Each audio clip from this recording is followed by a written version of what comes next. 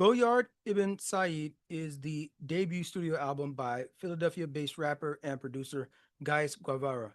It is a dense, abrasive, intellectually demanding work that solidifies his position as one of the most provocative and politically radical voices in underground hip hop. This album is a searing critique on systematic racism, capitalism, colonialism, and the co-opting of black um, culture and the struggle. The title itself is so Goyard Ibn Said. So the title itself is like a portmanteau of uh between, you have Goyard, right? This luxury brand, and I think it's Ibn Said as in like the scholar, this Muslim scholar Omar Ibn Said, who was I think this is like the 18th century, and he was enslaved. He was captured from. He was a West African. He was actually well educated from a wealthy family in West Africa. I don't remember exactly what that territory is called back then, but I guess it's somewhere around the Senegal region. Um, and he was captured and enslaved, and he escaped slavery, went to the north, and got caught again, um and was recaptured and sent to a jail. Then he had a new owner, and the new owner, recognizing his intelligence or whatnot, like treated him like apparently really well. That may be some revisionism. I don't know. Slave is still a slave. Um, but um, he apparently lived to the age of 90 something, right? Like, so um, in that time, he actually ended up writing even like a mini autobiography, and amongst other writings, and you know, so apparently he was still able to pursue his scholarship when he was enslaved. Don't know exactly the history on that. Somebody can fix that in the comments. But that that setup in and of itself is the juxtaposition between, opulence and this philosopher who is more concerned about the meaning of life, the meaning of right and wrong, the meanings of um faith, and in the face of hardship, like an imam, right? He was an imam, but like just like that, right? And so the album speaks to all of this, all of it, also commenting to the all the way back to, as in Omar's uh case, all hinging on like what happened since slavery. And it's like reckoning with it, what happened with slavery.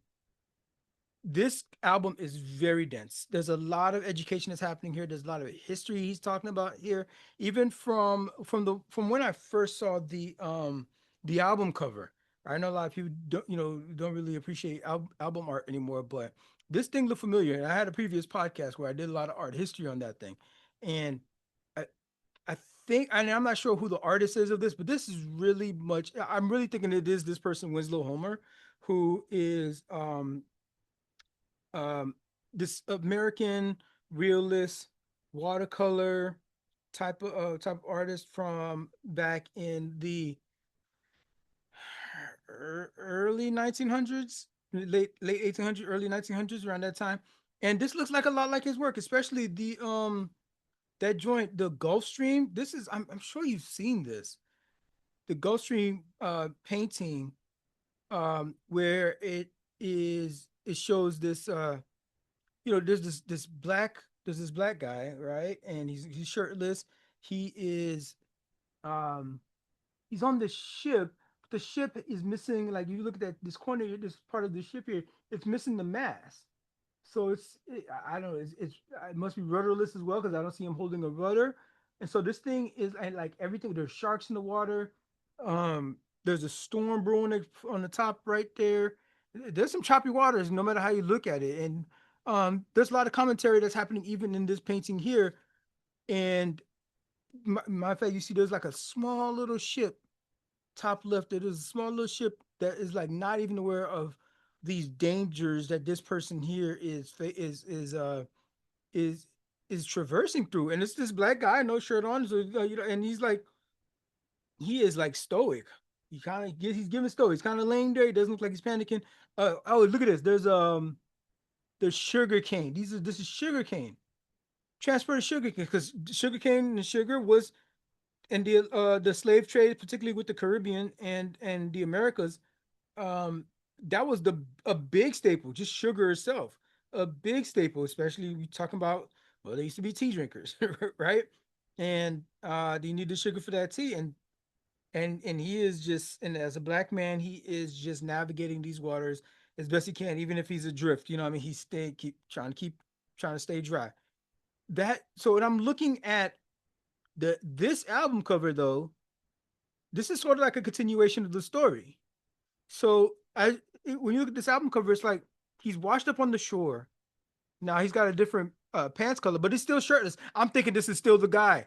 That ship, the way they is this the rudder? Would this have been the rudder that's missing from the original painting? I'm not sure, but like either way, that's like similar in color. That's very similar in the color to the other paintings. So I'm thinking it's a derivative of that. I'm thinking it's like the future manifestation. What happens when eventually either this ship sinks or you find dry land. And in this case, you see the black man. He looks exhausted. He's laying on the beach. He's also shirtless, so it's giving the same black man.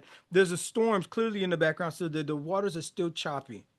So I'm thinking this is like, okay, so you made it to dry land.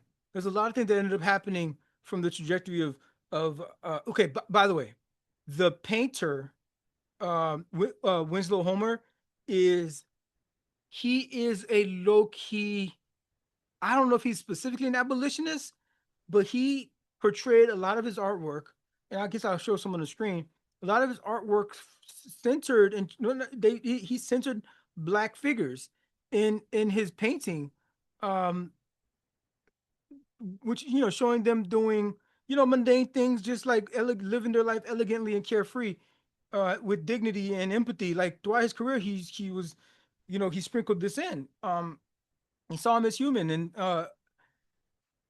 there was I think I can't remember this correctly, for it's been a while, so I think there was the interview that he did, and they're asking him like kind of like what happens to that to the man in the boat. Like they were trying to ask him for artists, what was your meaning behind this thing, and he really didn't he didn't have a good outlook for what it would be black in America. So even like no how many years later, he might have been spot on, like, yeah, it's not gonna get much better in terms of like the choppy waters, the shark infested waters that black folk in America will have to endure. But looking at this project cover, um, this project cover here, we're attempting to move that conversation forward and see where does that go. Gaius is lacing this thing out with history, and it's all like in the aesthetics of jazz rap, backpack rap a bit. It's very much instrumental. It rarely it's a little bit chaotic at some points because there's a lot of here's the other thing too. It's all encompassed in Act One and Act Two, so it's like a play. So there's interludes in this thing. Matter of fact, from the very start, it's like two dudes going to the theater, and it has the different interludes in between throughout that is keeping that story of the play that we're seeing this all experiencing this whole album in that. So the theme is heavy. The theme is consistent throughout this whole thing, and it is an attack on capitalism, but it's an attack, but it's trying to reconcile that sort of existence where like, yeah, I want money too, I want my bills paid too, but like I don't want to lose my soul in just chasing this thing, just chasing this rat race. Uh, so if you can if you can stomach the political overtones that come and go throughout this thing, there's some raw moments where he is just being personally self-reflective. Um, so he has that person in here, to purpose in here to also just share a little bit more by himself as we go through. Like this isn't a preachy kind of thing. Like some of it is like for him too, right? He's talking to himself in this thing and like putting it on wax. You know what I mean? Maybe a way for him to hold himself accountable. Because you know we are. If we see him and you know what I mean, like, hey, you was rapping about this one thing, you know what I mean, about you, and like, look at you, you just being consumed in the zeitgeist about the fear of missing out on all this stuff with the consumerism, right? But overall, the big takeaway from this joint is that this concept album is more like theater. If you look at it that way, he's building out scenes. He is building out a story from top to bottom. It meets these luxury symbols in the same breath, and it is very self-reflective, and it's messages that we all can probably get a reminder of here and there. This is one of these, right? It's not meant to be casually listened to. This project, you gotta sit with it. You gotta give it multiple listens.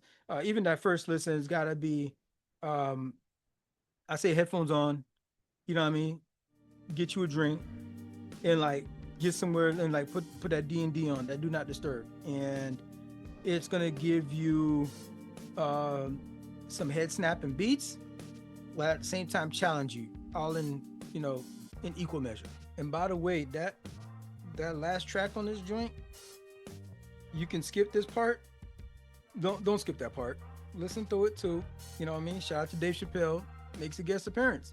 So it's a well thought out project from top to bottom.